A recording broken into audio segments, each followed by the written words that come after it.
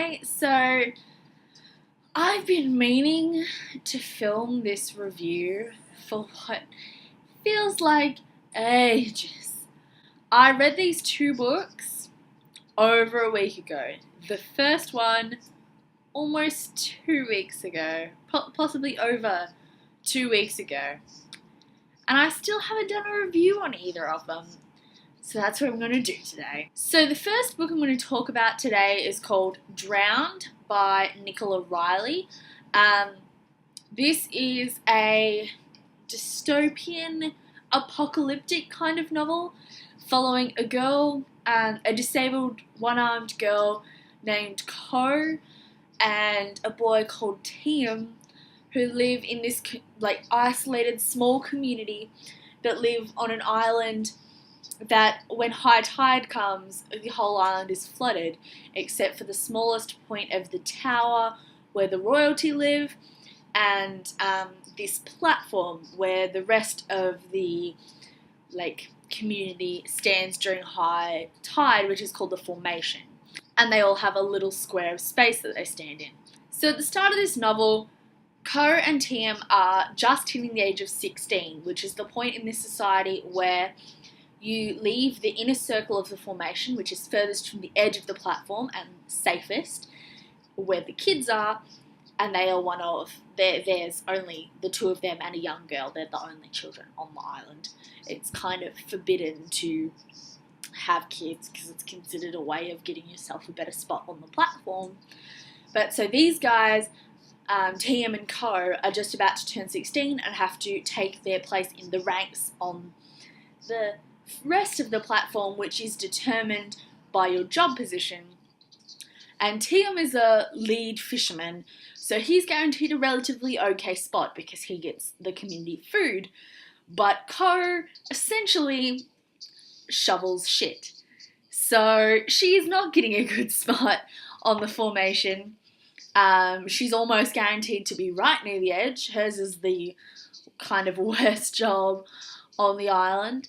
And so she is concerned that on her 16th birthday she will end up being right on the edge of the island, and the accident that caused her to lose her arm in the first place involved a predatory swordfish, which are the predators in this area, and they're likely to kill her again, and she's on the edge of the platform and more likely to fall in.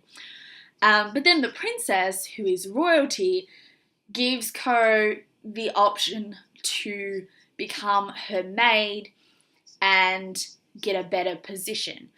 So she'd spend her days at low tides at the palace with the princess, helping her out, all that kind of stuff, and her spot on the platform in formation becomes more favourable. She's still near the centre.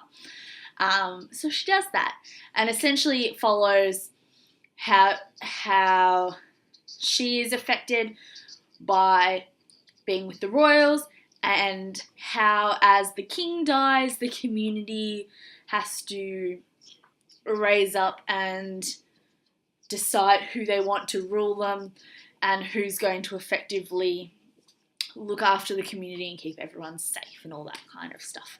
And it kind of just goes from there. This was a really engaging book.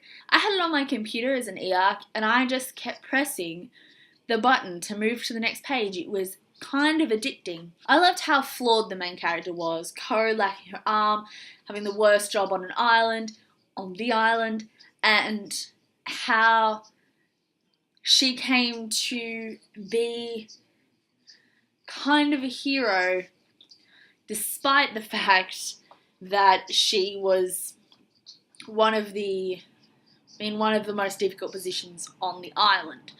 That I found really, really inspiring almost, and you kind of forgot that she was struggling against all these life factors.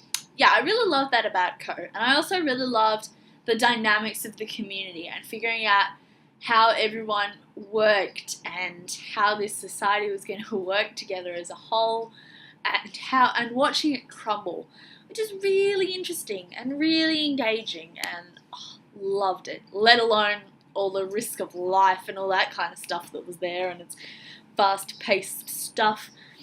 But my only problem with this book was that the ending was very quick. It kind of was going, and you're feeling like you're in the middle, and that build-up, and that climax.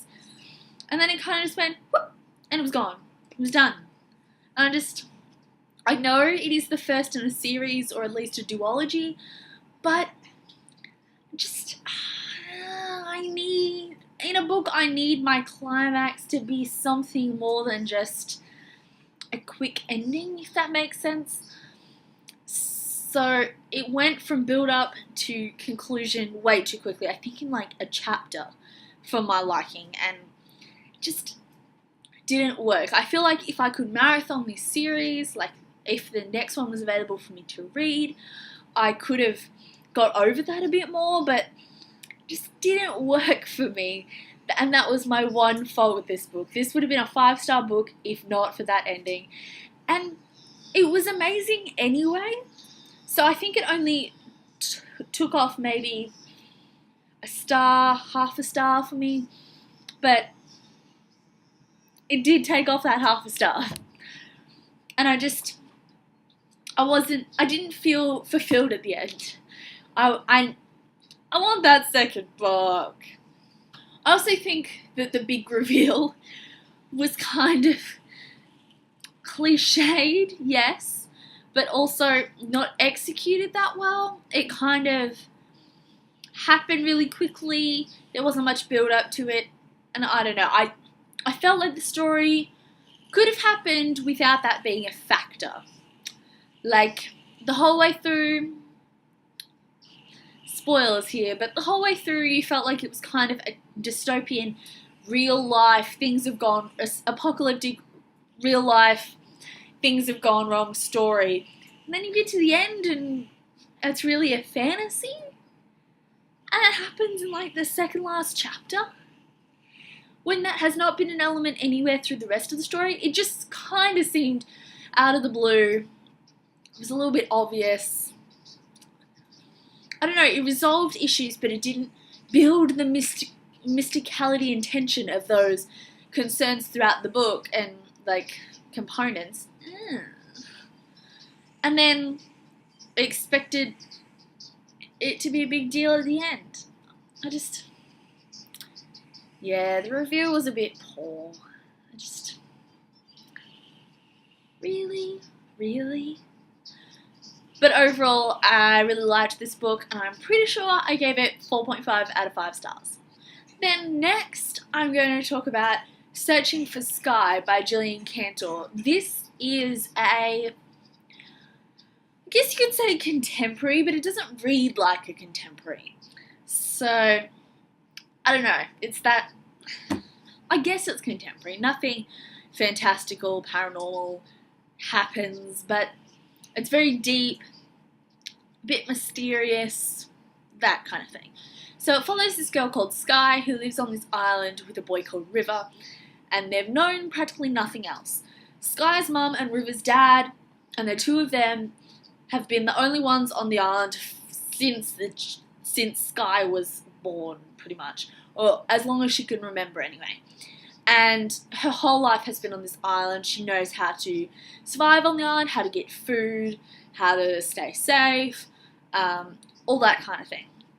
But then it turns out that Sky and River and their parents were part of a shipwreck that left them as the sole survivors. And it follows the story of Sky and River being picked up by a boat and taken back to California, and them trying to reintegrate into society when this whole world around them is new, unlike anything they've ever experienced before, and they were also kind of under attack for why they were there in the first place. The mystery surrounding this kind of follows River's dad, and there's concerns about his nature and whether he was in fact meaning for them to be shipwrecked and separated from society and all these kind of things. And it follows both that issue and how that affects the River and Sky, particularly River, who looks very much like his father, and the basic integration of people who have never experienced many of the things that we kind of take for granted in our Western culture, and highlighting how difficult that transition would be. So we read this novel from Sky's point of view as she is encountering all these incoming information, including things such as, what is a table? How do I use a table? And can I take a seat? Can I take a seat? Think about that. If somebody said that to you, and you didn't know what it meant, if you'd never heard that before, that would be very confusing. I really, really liked this novel. There were some letdowns that made it hard for me to read, but the concept was phenomenal and the execution was really good. My only problem, really, was that the pace was a little bit off, so things would be happening and I'd feel like not much had actually happened, though in reality lots had happened. I don't know why that was a struggle for me, but it just was. And maybe I wasn't in the right mind frame for this book, because I didn't know going into this book whether this would be a contemporary or whether it was more mystical in elements, like with fantasy elements and things like that.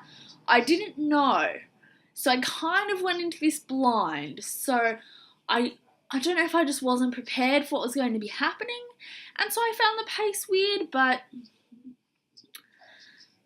I don't know. But overall, I really, really loved the dynamic between Sky and River and the boy that is like the boy next door back in California, Ben, and the grandmother, and all the cast of characters that just worked really well, and they all seemed rounded and whole, and the ending. And I also gave Searching for Sky 4.5 stars. It just, that pacing dropped a half rating for me, but otherwise I really liked it. Comment down below if you've read either of these books or want to read either of these books. Tell me what you think, that kind of thing. I hope you enjoyed this video. I hope you're having a great night, and I'll be back in a few days with a tag video. Bye!